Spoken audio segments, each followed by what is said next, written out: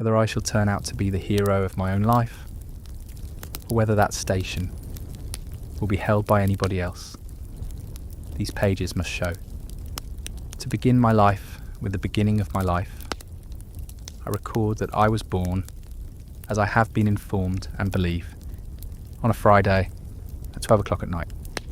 It was remarked to that the clock began to strike, and I began to cry, simultaneously, in consideration of the day and hour of my birth. It was declared by the nurse and by some sage women in the neighbourhood who had taken a lively interest in me several months before there was any possibility of our becoming personally acquainted. First, that I was destined to be unlucky in life, and secondly, that I was privileged to see ghosts and spirits, both these gifts inevitably attaching, as they believed, to all unlucky infants of either gender, born towards the small hours on a Friday night. I need say nothing here, on the first head, because nothing can show better than my history, whether that prediction was verified or falsified by the result. On the second branch of the question, I will only remark that unless I ran through that part of my inheritance while I was still a baby, I have not come into it yet. But I do not at all complain of having been kept out of this property, and if anybody else should be in the present enjoyment of it, he is heartily welcome to keep it. I was born with a call which was advertised for sale in the newspapers at the low price of 15 guineas, where the sea-going people were short of money about that time, or were short of faith and preferred cork jackets. I don't know. All I know is that there was but one solitary bidding, and that was from an attorney connected with the bill-broking business, who offered £2 in cash and the balance in sherry, but declined to be guaranteed from drowning on any higher bargain. Consequently, the advertisement was withdrawn at a dead loss, for as to sherry, my poor dear mother's own sherry was in the market then, and 10 years afterwards, the call was put up in a raffle down in our part of the country to 50 members at £0.50 a head. The winner to spend 5 shillings. I was present myself, and I remember to have felt quite uncomfortable and confused at a part of myself being disposed of in that way. The call was won, I recollect, by an old lady with a hand basket, who, very reluctantly, produced from it the stipulated 5 shillings, all in halfpence, and 2 halfpenny short, as it took an immense time and a great waste of arithmetic to endeavour, without any effect, to prove to her. It is a fact which will be long remembered as remarkable down there, that she was never drowned, but died triumphantly in bed at 92. I have understood that it was to the last her proudest boast that she never had been on the water in her life, except upon a bridge, and that over her tea, to which she was extremely partial, she, to the last, expressed her indignation at the impiety of mariners and others who had the presumption to go meandering about the world. It was in vain to represent to her that some conveniences, tea perhaps included, resulted from this objectionable practice. She always returned with greater emphasis and with an instinctive knowledge of the strength of her objection. Let us have no meandering.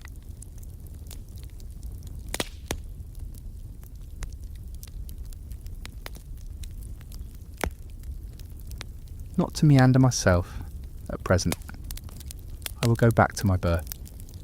I was born at Blunderstone, in Suffolk, or thereby, as they say in Scotland. I was a posthumous child. My father's eyes had closed upon the light of this world 6 months, when mine opened on it. There is something strange to me, even now, in the reflection that he never saw me, and something stranger yet, in the shadowy remembrance that I have of my first childish associations with his white gravestone in the churchyard, and of the indefinable compassion I used to feel for it lying out alone there, in the dark night, when our little parlour was warm and bright with fire and candle, and the doors of our house were, almost cruelly, it seemed to me sometimes, bolted and locked against it. An aunt of my father's, and consequently a great aunt of mine, of whom I shall have more to relate by and by, was the principal magnate of our family. Miss Trotwood, or Miss Betsy, as my poor mother always called her, when she sufficiently overcame her dread of this formidable personage to mention her at all, which was seldom, had been married to a husband younger than herself, who was very handsome, except in the sense of the homely adage, handsome is that handsome does. But he was strongly suspected of having beaten Miss Betsy, and even of having once, on a disputed question of supplies, made some hasty but determined arrangements to throw her out of a 2 pair of stairs window. These evidences of an incompatibility of temper induced Miss Betsy to pay him off and effect a separation by mutual consent. He went to India with his capital, and there, according to a wild legend in our family, he was once seen riding on an elephant in company with a baboon. But I think it must have been a baboo or a begum. Anyhow, from India, tidings of his death reached home within 10 years. How they affected my aunt, nobody knew. For immediately upon the separation, she took her maiden name again, bought a cottage in a hamlet on the sea coast, a long way off, established herself there as a single woman, with one servant, and was understood to live secluded ever afterwards, in an inflexible retirement. My father had once been a favourite of hers, I believe, but she was mortally affronted by his marriage, on the ground that my mother was a wax doll. She had never seen my mother, but she knew her to be not yet 20. My father and Miss Betsy never met again. He was double my mother's age when he married, and of but a delicate constitution. He died a year afterwards, and as I've said, 6 months before I came into the world. This was the state of matters on the afternoon of what I may be excused for calling that eventful and important Friday. I can make no claim, therefore, to have known at that time how matters stood, or to have any remembrance, founded on the evidence of my own senses, of what follows.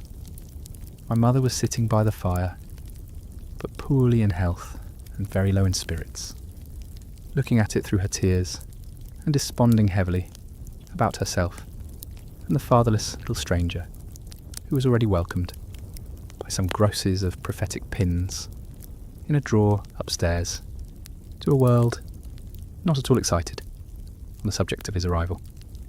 My mother, I say, was sitting by the fire that bright, windy March afternoon, very timid and sad, and very doubtful of ever coming alive out of the trial that was before her, when lifting her eyes, as she dried them, to the window opposite, she saw a strange lady coming up the garden.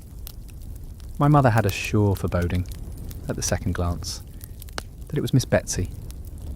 The setting sun was glowing on the strange lady over the garden fence, and she came walking up to the door with a fell rigidity of figure and composure of countenance that could have belonged to nobody else. When she reached the house, she gave another proof of her identity. My father had often hinted that she seldom conducted herself like any ordinary Christian, and now, instead of ringing the bell, she came and looked in at that identical window, pressing the end of her nose against the glass, to that extent that my poor dear mother used to say it became perfectly flat and white. In a moment, she gave my mother such a turn that I have always been convinced I am indebted to Miss Betsy for having been born on a Friday. My mother had left her chair in her agitation and gone behind it in the corner. Miss Betsy, looking round the room, slowly and inquiringly, began on the other side and carried her eyes on, like a Saracen's head in a Dutch clock, until they reached my mother. Then she made a frown and a gesture to my mother, Mrs. David Copperfield, I think, one who was accustomed to be Miss obeyed. Betsy. The emphasis to come and open the door, perhaps to my mother's morning weeds. My mother went, and her condition. Yes, said my mother, faintly.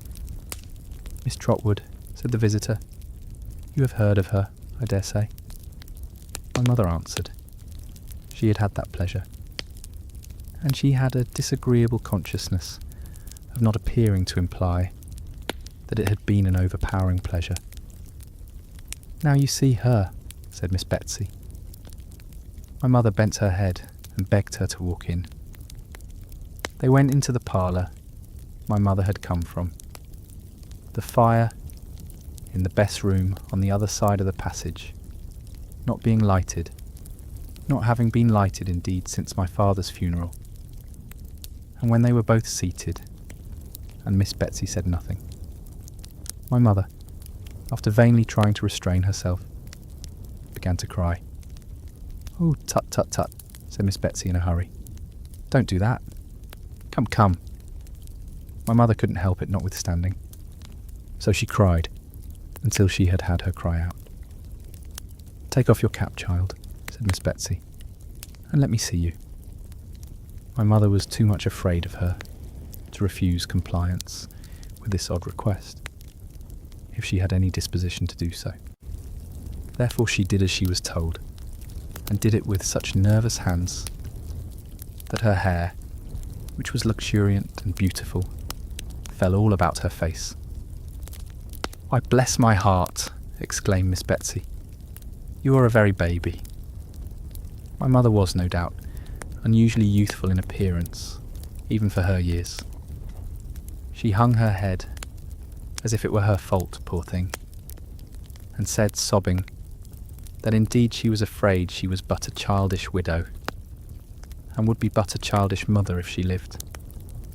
In a short pause which ensued, she had a fancy that she felt Miss Betsy touch her hair, and that with no ungentle hand, but looking at her in her timid hope, she found that lady sitting with the skirt of her dress tucked up, her hands folded on one knee, and her feet upon the fender, frowning at the fire. In the name of heaven, said Miss Betsy suddenly, why rookery? Do you mean the house, ma'am? Asked my mother. Why rookery? Said Miss Betsy. Cookery would have been more to the purpose, if you had had any practical ideas of life, either of you. The name was Mr. Copperfield's choice, returned my mother. When he bought the house, he liked to think that there were rooks about it. The evening wind made such a disturbance just now, among some tall old elm trees at the bottom of the garden, that neither my mother nor Miss Betsy could forbear glancing that way, as the elms bent to one another, like giants who were whispering secrets, and after a few seconds of such repose, fell into a violent flurry, tossing their wild arms about, as if their late confidences were really too wicked for their peace of mind. Some weather-beaten, ragged old rooks' nests, burdening their higher branches, swung like wrecks upon a stormy sea. Where are the birds? Asked Miss Betsy. My mother had been thinking of something else. The rooks. What has become of them? Asked Miss Betsy. There have not been any since we have lived here, said my mother.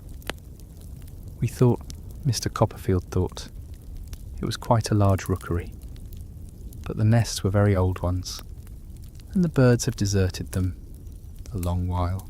David Copperfield all over, cried Miss Betsy. David Copperfield from head to foot. Calls a house a rookery when there's not a rook near it, and takes the birds on trust because he sees the nests. Mr. Copperfield, returned my mother, is dead, and if you dare to speak unkindly of him to me, my poor dear mother, I suppose, had some momentary intention of committing an assault and battery upon my aunt, who could easily have settled her with one hand, even if my mother had been in far better training for such an encounter than she was that evening. But it passed, with the action of rising from her chair, and she sat down again, very meekly, and fainted. When she came to herself, or when Miss Betsy had restored her, whichever it was, she found the latter standing at the window. The twilight was by this time shading down into darkness, and dimly, as they saw each other, they couldn't have done that without the aid of the fire.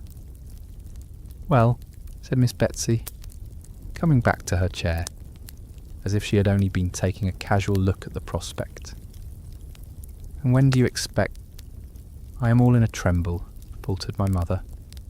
"I don't know what's the matter. I shall die, I'm sure." No, said Miss Betsy. "Have some tea." "Oh, dear me, dear me. Do you think it will do me any good?" cried my mother, in a helpless manner.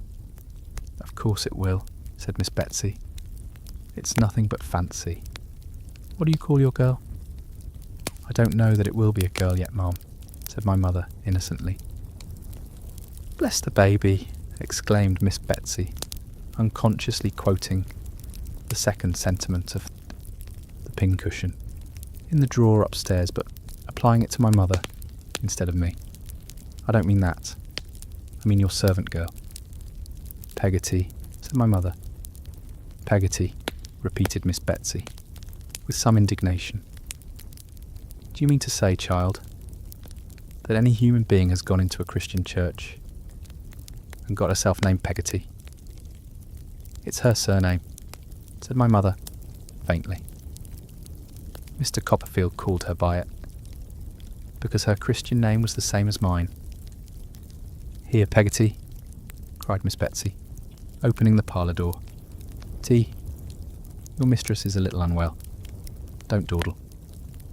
Having issued this mandate with as much potentiality as if she had been a recognised authority in the house ever since it had been a house, and having looked out to confront the amazed Peggotty coming along the passage with a candle at the sound of a strange voice, Miss Betsy shut the door again and sat down, as before, with her feet on the fender, the skirt of her dress tucked up, and her hands folded on one knee. "You were speaking about its being a girl," said Miss Betsy.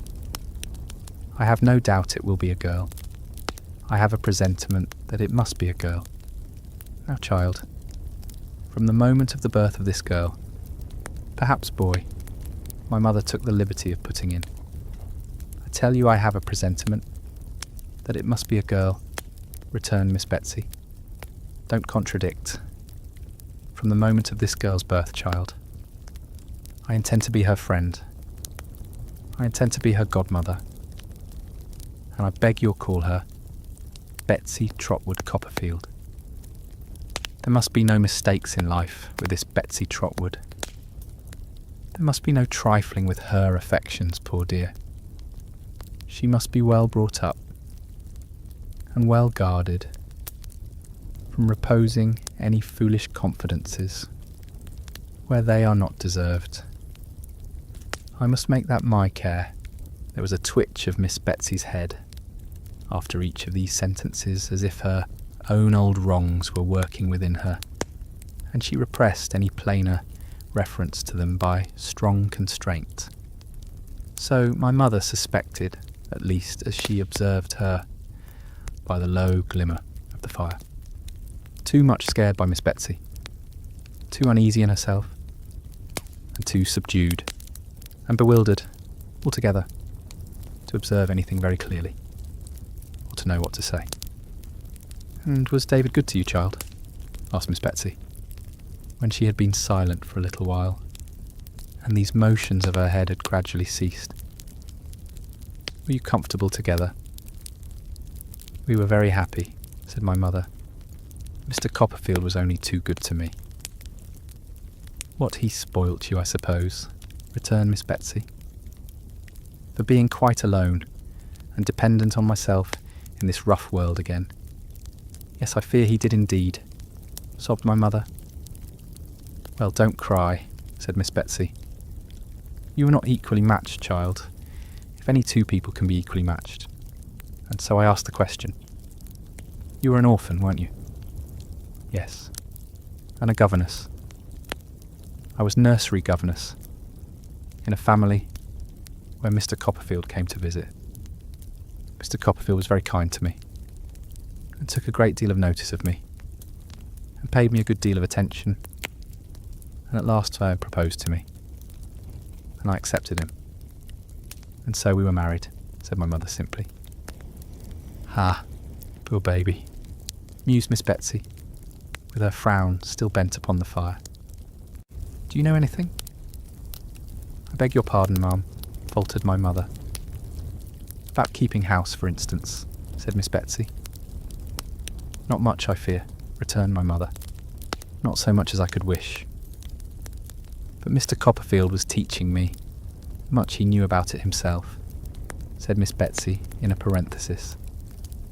"And I hope I should have improved, being very anxious to learn, and he very patient to teach me. If the great misfortune of his death—" My mother broke down again here, and could get no farther. "Well, well," said Miss Betsy. "I kept my housekeeping book regularly, and balanced it with Mr. Copperfield every night," cried my mother, in another burst of distress, and breaking down again. "Well, well," said Miss Betsy, "don't cry any more. And I'm sure we never had a word of difference respecting it, except when Mr. Copperfield objected to my 3s and 5s being too much like each other, or to my putting curly tails. To my 7s and 9s, resumed my mother, in another burst and breaking down again. "You'll make yourself ill," said Miss Betsy, "and you know that will not be good either for you or for my goddaughter. Come, you mustn't do it."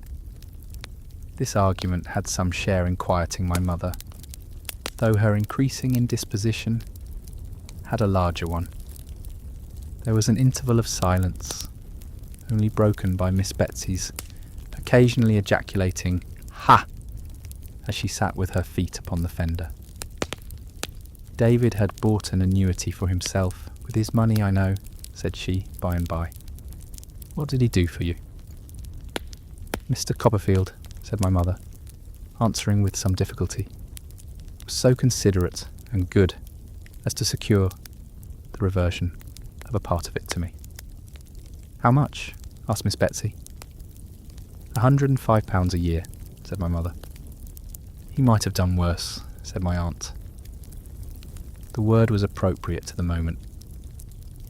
My mother was so much worse that Peggotty, coming in with the tea-board and candles, and seeing at a glance how ill she was, as Miss Betsy might have done sooner if there had been light enough, conveyed her upstairs to her own room with all speed, and immediately dispatched Ham Peggotty, her nephew, who had been for some days past secreted in the house, unknown to my mother, as a special messenger in case of emergency, to fetch the nurse and doctor. Those allied powers were considerably astonished when they arrived within a few minutes of each other to find an unknown lady of portentous appearance sitting before the fire with her bonnet tied over her left arm, stopping her ears with jeweller's cotton. Peggotty, knowing nothing about her, and my mother saying nothing about her. She was quite a mystery in the parlour, and the fact of her having a magazine of jeweller's cotton in her pocket and sticking the article in her ears in that way did not detract from the solemnity of her presence. The doctor, having been upstairs and come down again, and having satisfied himself, I suppose, that there was a probability of this unknown lady and himself having to sit there, face to face, for some hours, laid himself out to be polite and social. He was the meekest of his sex, the mildest of little men. He sidled in and out of a room to take up the less space.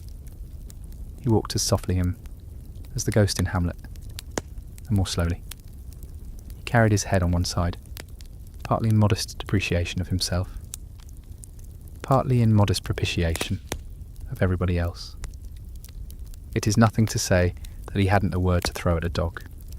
He couldn't have thrown a word at a mad dog. He might have offered him one gently, or half a one, or a fragment of one. He spoke as slowly as he walked, but he wouldn't have been rude to him, and he couldn't have been quick with him, for any earthly consideration.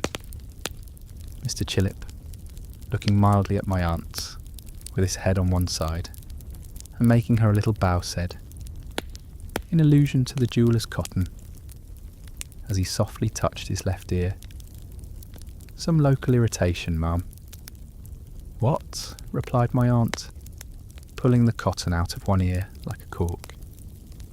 Mr. Chillip was so alarmed by her abruptness, as he told my mother afterwards, that it was a mercy he didn't lose his presence of mind.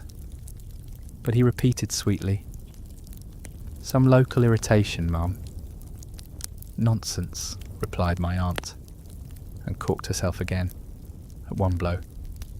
Mr. Chillip could do nothing after this, but sit and look at her feebly, as she sat and looked at the fire, until he was called upstairs again. After some quarter of an hour's absence, he returned. "Well," said my aunt, taking the cotton out of the ear nearest to him. "Well, ma'am," returned Mr. Chillip, We are progressing slowly, ma'am." Said my aunt, with a perfect shake on the contemptuous interjection, and corked herself as before. Really, as Mr. Chillip told my mother, he was almost shocked. Speaking in a professional point of view alone, he was almost shocked.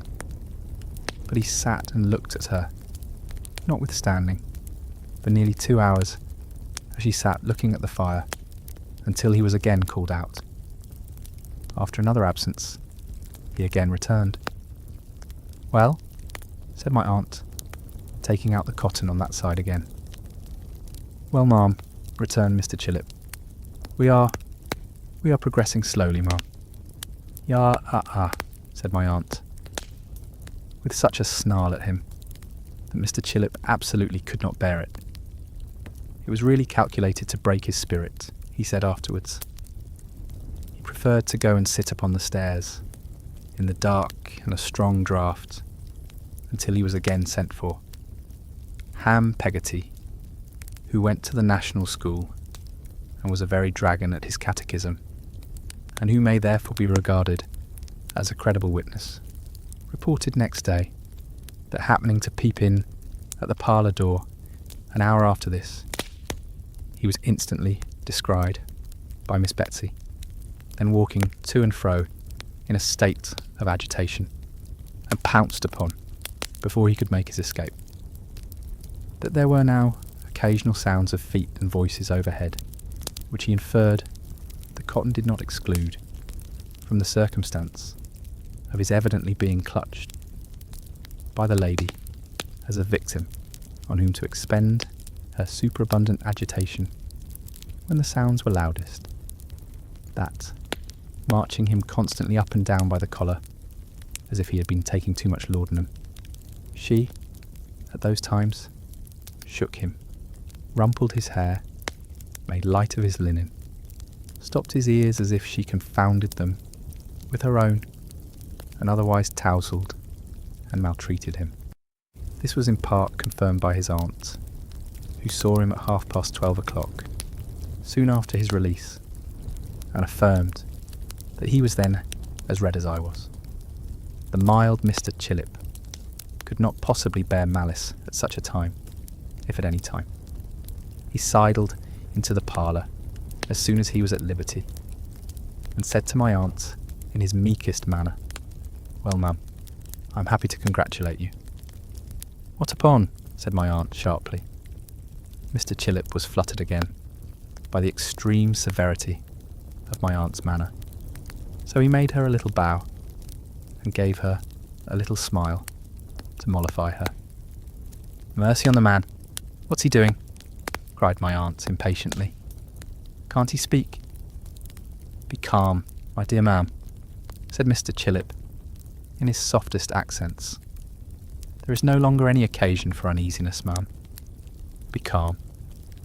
It has since been considered almost a miracle that my aunt didn't shake him, and shake what he had to say, out of him. She only shook her own head at him, but in a way that made him quail. "Well, ma'am," resumed Mr. Chillip, as soon as he had courage, "I am happy to congratulate you. All is now over, ma'am, and well over, during the 5 minutes or so that Mr. Chillip devoted to the delivery of this oration." My aunt eyed him narrowly. "How is she?" said my aunt, folding her arms with her bonnet still tied on one of them. "Well, ma'am, she will soon be quite comfortable, I hope," returned Mr. Chillip.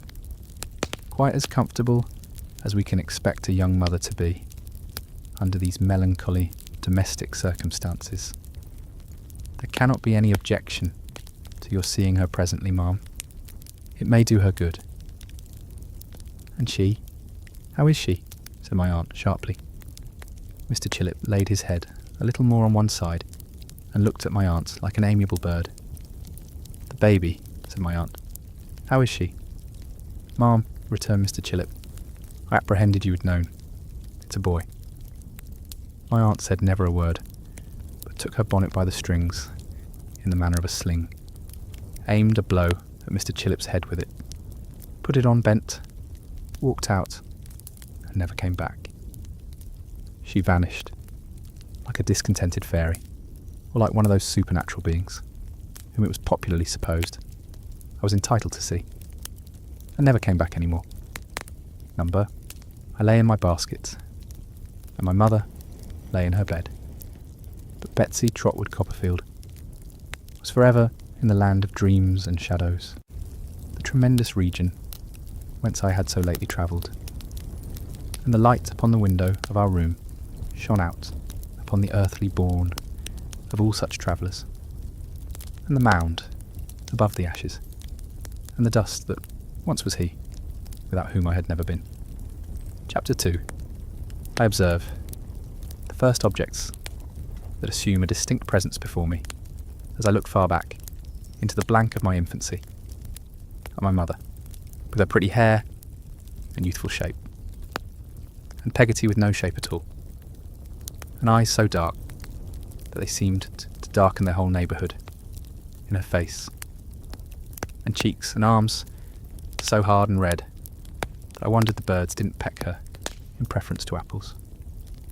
I believe I can remember these two at a little distance apart, dwarfed to my sight by stooping down or kneeling on the floor, and I going unsteadily from the one to the other. I have an impression on my mind, which I cannot distinguish from actual remembrance, of the touch of Peggotty's forefinger as she used to hold it out to me, and of its being roughened by needlework, like a pocket nutmeg grater. This may be fancy, though I think the memory of most of us can go farther back into such times than many of us suppose, just as I believe the power of observation in numbers of very young children to be quite wonderful for its closeness and accuracy. Indeed, I think that most grown men who are remarkable in this respect may with greater propriety be said not to have lost the faculty than to have acquired it, the rather, as I generally observe such men, to retain a certain freshness and gentleness and capacity of being pleased, which are also an inheritance they have preserved from their childhood. I might have a misgiving that I am meandering in stopping to say this, but that it brings me to remark that I build these conclusions in part upon my own experience of myself, and if it should appear from anything I may set down in this narrative, that I was a child of close observation, or that as a man I have a strong memory of my childhood, I undoubtedly lay claim to both of these characteristics. Looking back, as I was saying, into the blank of my infancy, the first objects I can remember as standing out by themselves from a confusion of things are my mother and Peggotty. What else do I remember? Let me see. There comes out of the cloud, our house, not new to me, but quite familiar in its earliest remembrance. On the ground floor is Peggotty's kitchen, opening into a backyard, with a pigeon house on a pole in the centre, without any pigeons in it. A great dog kennel in a corner, without any dog, and a quantity of fowls that looked terribly tall to me, walking about in a menacing and ferocious manner. There is one cock who gets upon a post to crow, and seems to take particular notice of me as I look at him through the kitchen window, who makes me shiver. He is so fierce. Of the geese outside the side gate, who come waddling after me, with their long necks stretched out when I go that way, I dream at night. As a man environed by wild beasts might dream of lions. Here is a long passage. What an enormous perspective I make of it. Leading from Peggotty's kitchen to the front door. A dark storeroom opens out of it, and that is a place to be run past at night. For I don't know what may be among those tubs and jars and old tea chests, when there is nobody in there with a dimly burning light, letting a mouldy air come out of the door, in which there is the smell of soap, pickles, pepper, candles, and coffee, all at one whiff. Then there are the two parlours. The parlour in which we sit of an evening. My mother and I and Peggotty. For Peggotty is quite our companion when her work is done, and we are alone. And the best parlour, where we sit on a Sunday, grandly, but not so comfortably.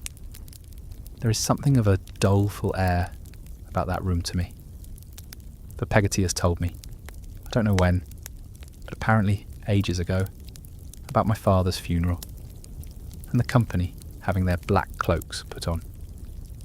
One Sunday night, my mother reads to Peggotty and me in there how Lazarus was raised up from the dead, and I'm so frightened that they are afterwards obliged to take me out of bed and show me the quiet churchyard out of the bedroom window, with the dead all lying in their graves at rest below the solemn moon.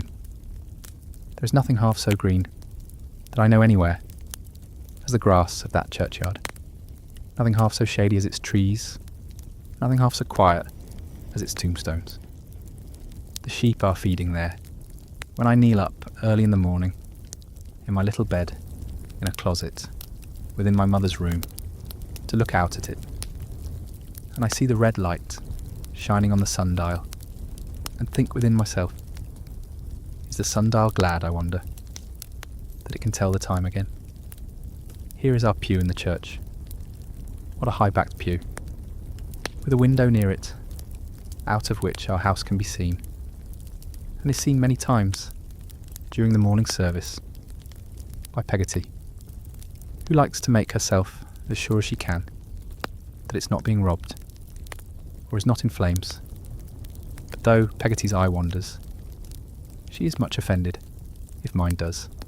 and frowns to me as I stand upon the seat, that I am to look at the clergyman. But I can't always look at him. I know him without that white thing on. And I'm afraid of his wondering why I stare so, and perhaps stopping the service to inquire. And what am I to do? It's a dreadful thing to gape, but I must do something. I look at my mother, but she pretends not to see me.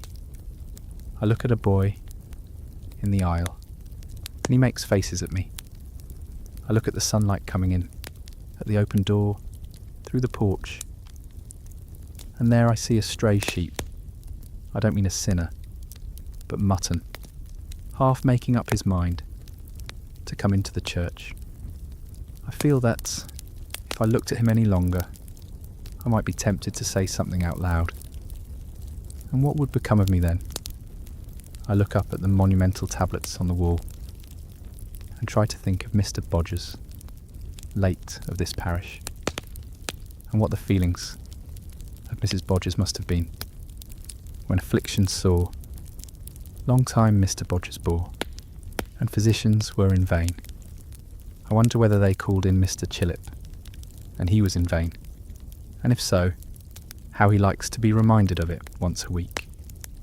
I look from Mr. Chillip in his Sunday neckcloth to the pulpit and think what a good place it would be to play in, and what a castle it would make, with another boy coming up the stairs to attack it, and having the velvet cushion with the tassels thrown down on his head. In time, my eyes gradually shut up, and from seeming to hear the clergyman and singing a drowsy song in the heat, I hear nothing, until I fall off the seat with a crash, and am taken out, more dead than alive, by Peggotty.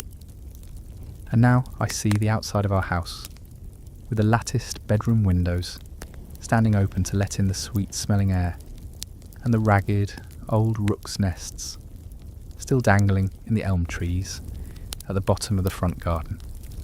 Now I am in the garden at the back, beyond the yard where the empty pigeon house and dog kennel are, a very preserve of butterflies as I remember it, with a high fence and a gate and padlock, where the fruit clusters on the trees, riper and richer than fruit has ever been since, in any other garden, and where my mother gathers some in a basket while I stand by, bolting furtive gooseberries and trying to look unmoved. A great wind rises, and the summer is gone in a moment. We are playing in the winter twilight, dancing about the parlour, when my mother is out of breath and rests herself in an elbow chair. I watch her winding her bright curls round her fingers and straightening her waist, and nobody knows better than I do that she likes to look so well and is proud of being so pretty. That is among my very earliest impressions. That, and a sense that we were both a little afraid of Peggotty, and submitted ourselves in most things to her direction, were among the first opinions, if they may be so called, that I ever derived from what I saw. Peggotty and I were sitting one night by the parlour fire, alone. I had been reading to Peggotty about crocodiles. I must have read very perspicuously, or the poor soul must have been deeply interested, for I remember she had a cloudy impression, after I had done, that they were a sort of vegetable.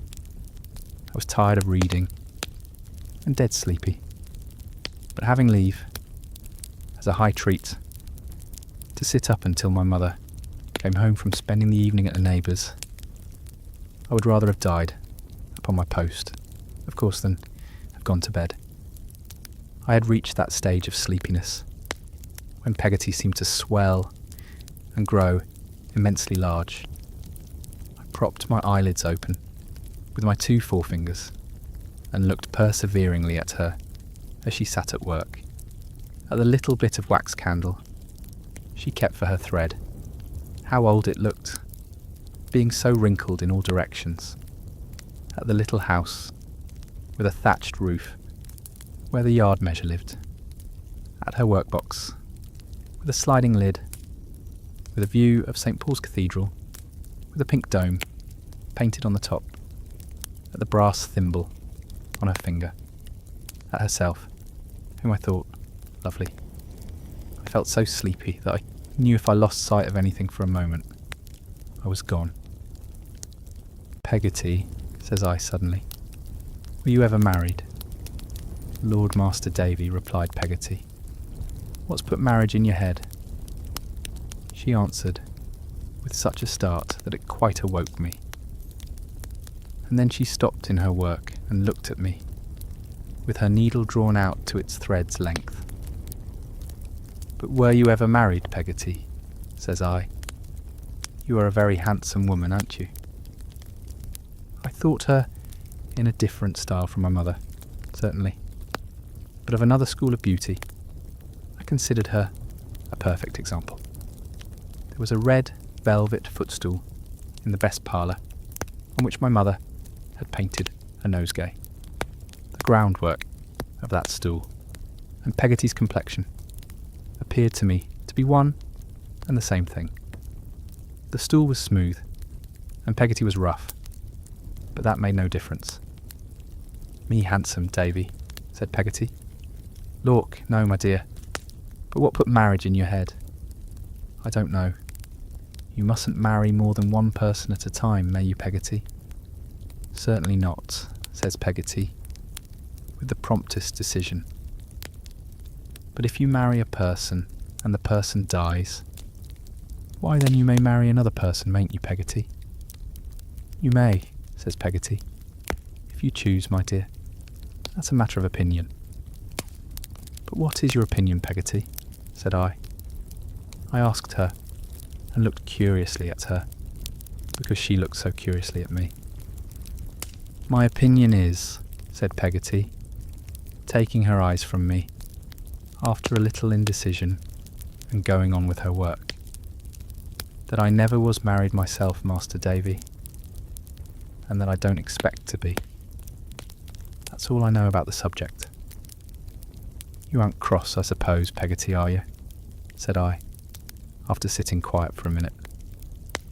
I really thought she was. She had been so short with me. But I was quite mistaken, for she laid aside her work, which was a stocking of her own, and opening her arms wide, took my curly head within them, and gave it a good squeeze. I know it was a good squeeze because, being very plump, whenever she made any little exertion, after she was dressed, some of the buttons on the back of her gown flew off, and I recollect two bursting to the opposite side of the parlour, while she was hugging me.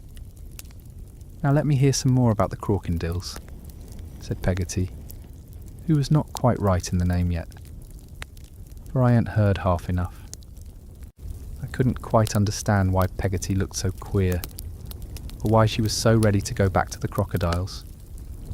However, we returned to those monsters, with fresh wakefulness on my part, and we left their eggs in the sand for the sun to hatch, and we ran away from them, and baffled them by constantly turning, which they were unable to do quickly, on account of their unwieldy make, and we went into the water after them, as natives, and put sharp pieces of timber down their throats, and in short, we ran the whole crocodile gauntlet. I did at least, but I had my doubts of Peggotty, who was thoughtfully sticking her needle into various parts of her face and arms all the time. We had exhausted the crocodiles and begun with the alligators when the garden bell rang. We went out to the door, and there was my mother, looking unusually pretty, I thought, and with her, a gentleman, with beautiful black hair and whiskers, who had walked home with us from church last Sunday. As my mother stooped down on the threshold to take me in her arms and kiss me, the gentleman said I was a more highly privileged little fellow than a monarch, or something like that. For my later understanding comes, I'm sensible, to my aid here. What does that mean? I asked him, over her shoulder.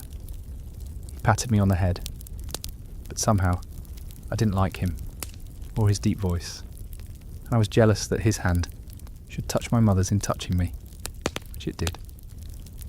I put it away, as well as I could. "Oh, Davy," remonstrated my mother. "Dear boy," said the gentleman, "I cannot wonder at his devotion.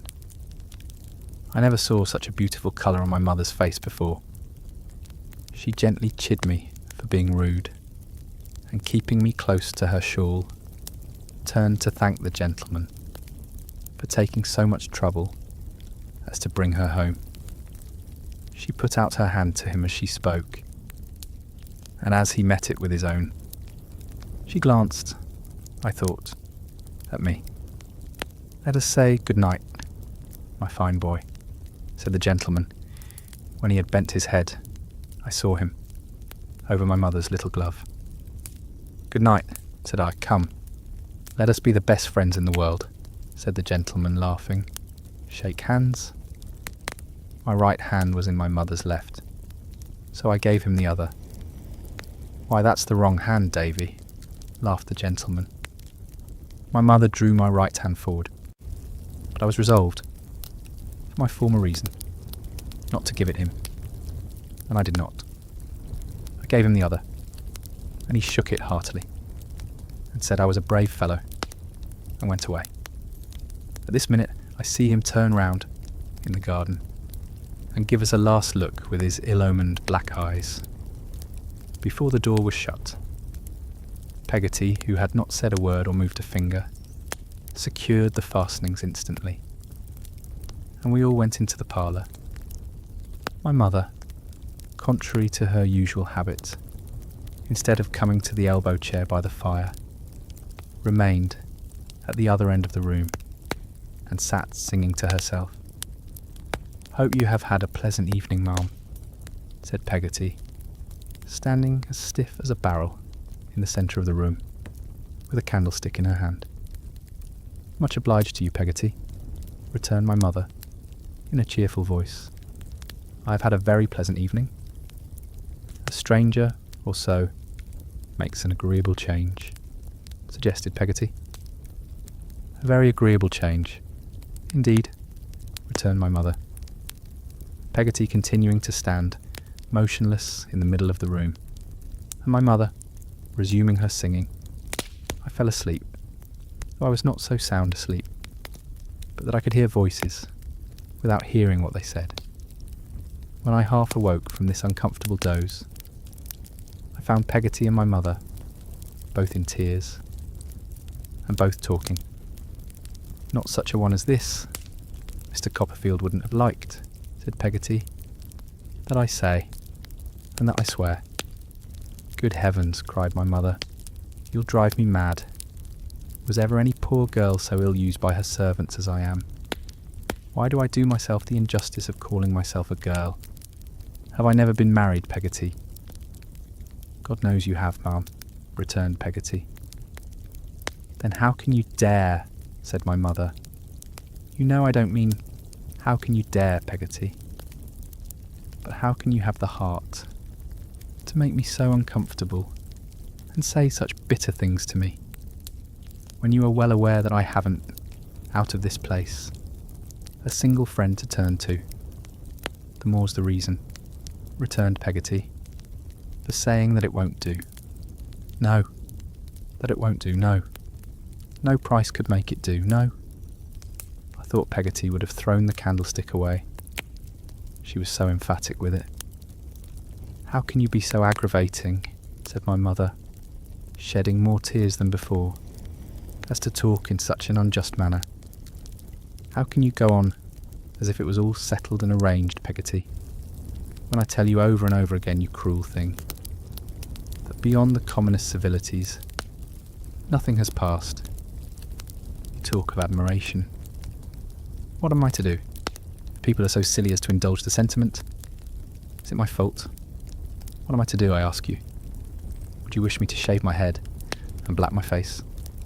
or disfigure myself with a burn or a scald or something of that sort. I dare say you would, Peggotty.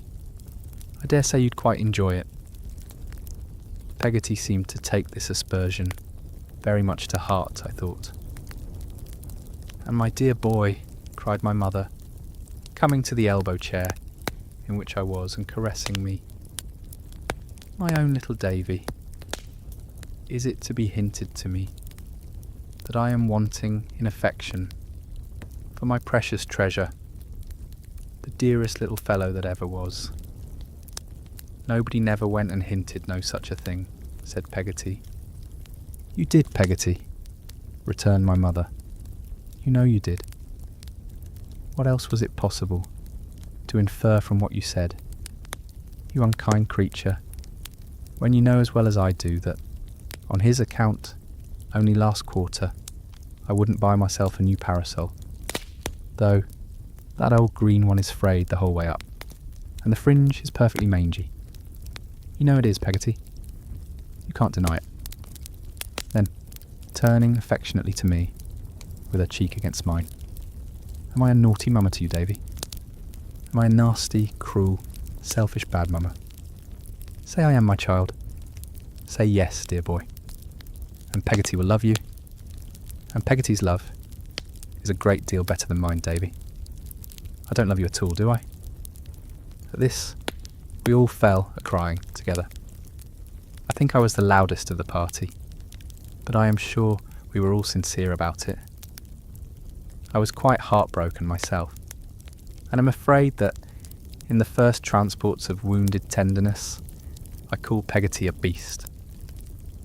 That honest creature was in deep affliction, I remember, and must have become quite buttonless on the occasion, for a little volley of those explosives went off when, after having made it up with my mother, she kneeled down by the elbow chair and made it up with me. We went to bed greatly dejected. My sobs kept waking me for a long time, and when one very strong sob quite hoisted me up in bed, I found my mother sitting on the coverlets and leaning over me. I fell asleep in her arms after that, and slept soundly. Whether it was the following Sunday, when I saw the gentleman again, or whether there was any greater lapse of time before he reappeared, I cannot recall. I don't profess to be clear about dates. But there he was in church, and he walked home with us afterwards. He came in too, to look at a famous geranium we had in the parlour window.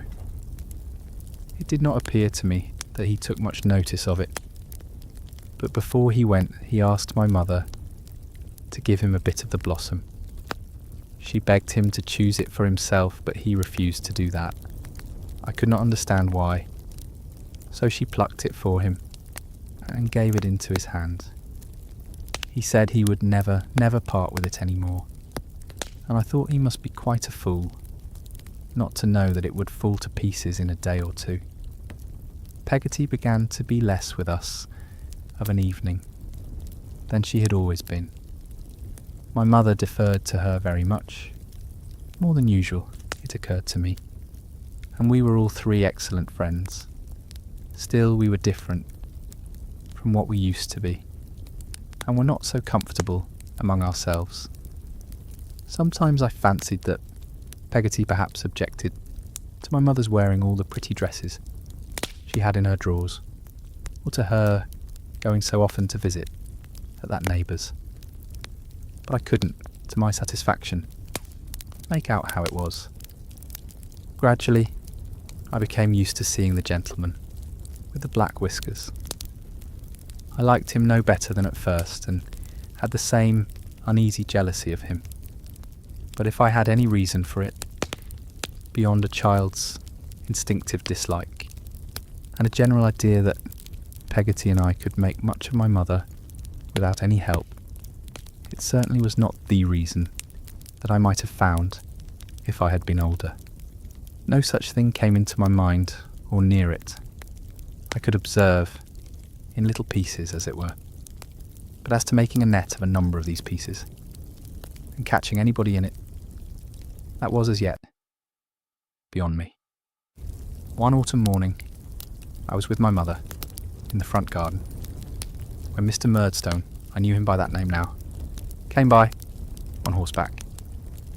He reined up his horse to salute my mother and said he was going to Lowestoft to see some friends who were there with a yacht, and merrily proposed to take me on the saddle before him if I would like the ride. The air was so clear and pleasant, and the horse seemed to like the idea of the ride so much himself, as he stood snorting and pawing at the garden gate, that I had a great desire to go. So I was sent upstairs to Peggotty to be made spruce, and in the meantime Mr. Murdstone dismounted, and with his horse's bridle drawn over his arm, walked slowly up and down on the outer side of the sweetbriar fence, while my mother walked slowly up and down on the inner to keep him company. I recollect Peggotty and I peeping out at them from my little window. I recollect how closely they seemed to be examining the sweetbriar between them as they strolled along, and how, from being in a perfectly angelic temper, Peggotty turned cross in a moment and brushed my hair the wrong way, excessively hard. I observed all day that Mr. Murdstone was graver and steadier than the two gentlemen. They were very gay and careless. They joked freely with one another, but seldom with him. It appeared to me that he was more clever and cold than they were, and that they regarded him with something of my own feeling. I remarked that once or twice when Mr. Quinion was talking, he looked at Mr. Murdstone sideways, as if to make sure of his not being displeased, and that once, when Mr. Passnidge, the other gentleman, was in high spirits, he trod upon his foot, and gave him a secret caution with his eyes to observe Mr. Murdstone, who was sitting stern and silent. Nor do I recollect that Mr. Murdstone laughed at all that day, except at the Sheffield joke, and that, by the by, was his own. We went home early in the evening. It was a very fine evening, and my mother and he had another stroll by the sweetbriar, while I was sent in to get my tea. When he was gone, my mother asked me all about the day I had had, and what they had said and done. I mentioned what they had said about her, and she laughed, and told me they were impudent fellows who talked nonsense. But I knew it pleased her. I knew it quite as well as I know it now. I took the opportunity of asking if she was at all acquainted with Mr. Brooks of Sheffield, but she answered, no, only she supposed. He must be a manufacturer in the knife and fork way.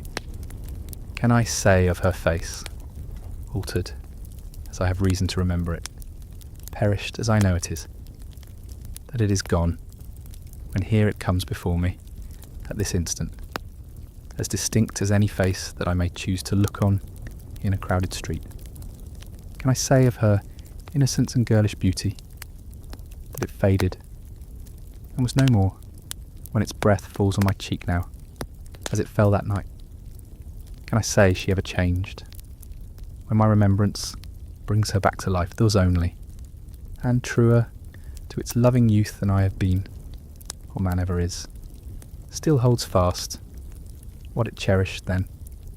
I write of her just as she was when I had gone to bed after this talk, and she came to bid me good night. She kneeled down playfully by the side of the bed, and laying her chin upon her hands, and laughing, said, "What was it they said, Davy? Tell me again. I can't believe it." "Bewitching," I began. My mother put her hands upon my lips to stop me.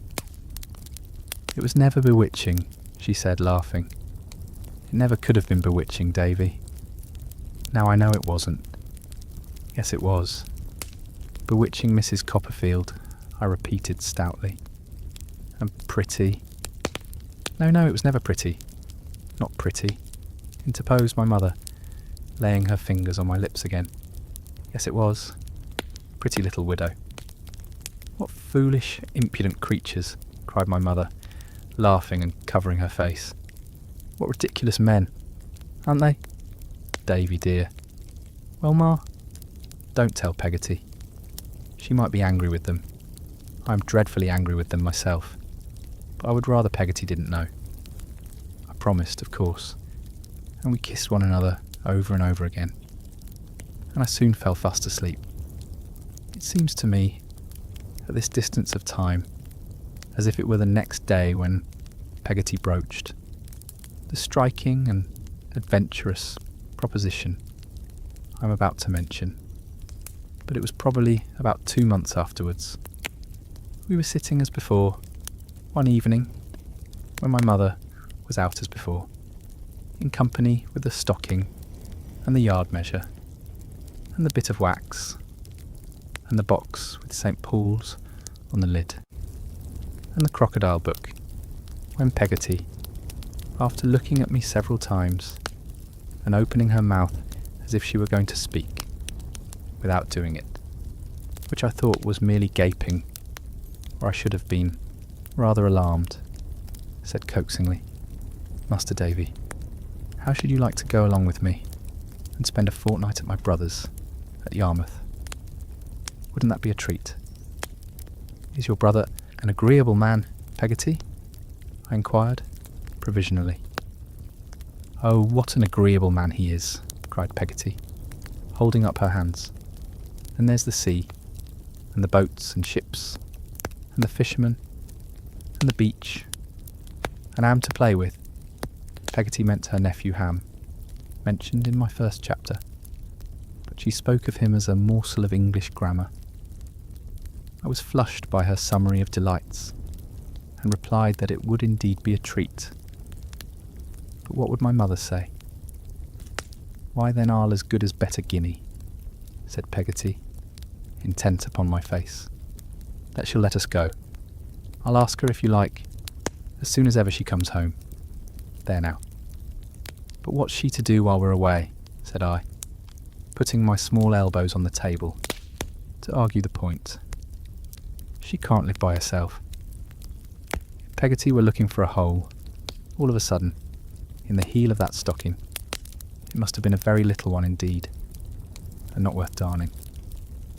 I say, Peggotty, she can't live by herself, you know. Oh, bless you, said Peggotty, looking at me again at last. Don't you know? She's going to stay for a fortnight with Mrs. Graper. Mrs. Graper's going to have a lot of company. Oh, if that was it, I was quite ready to go.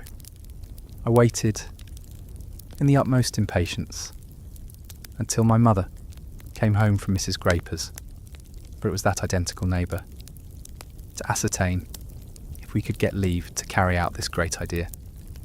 Without being nearly so much surprised as I had expected, my mother entered into it readily, and it was all arranged that night, and my board and lodging during the visit were to be paid for. The day soon came for our going. It was such an early day that it came soon, even to me, who was in a fever of expectation, and half afraid that an earthquake, or a fiery mountain, or some other great convulsion of nature might interpose to stop the expedition. We were to go in a carrier's cart, which departed in the morning after breakfast. I would have given any money to have been allowed to wrap myself up overnight and sleep in my hat and boots. It touches me nearly now, although I tell it lightly, to recollect how eager I was to leave my happy home, to think how little I suspected what I did leave forever.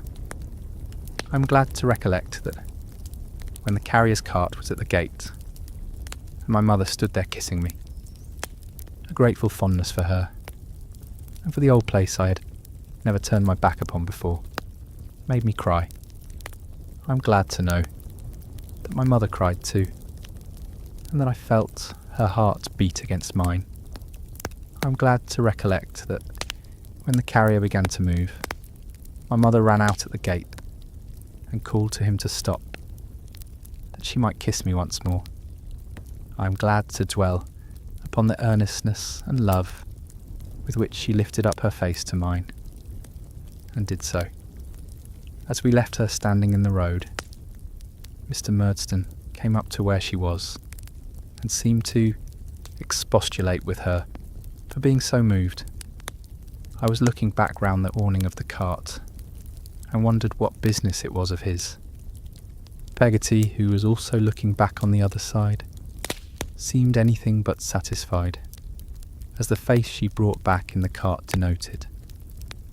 I sat looking at Peggotty for some time, in a reverie on this supposititious case, whether, if she were employed to lose me, like the boy in the fairy tale, I should be able to track my way home again by the buttons she would shed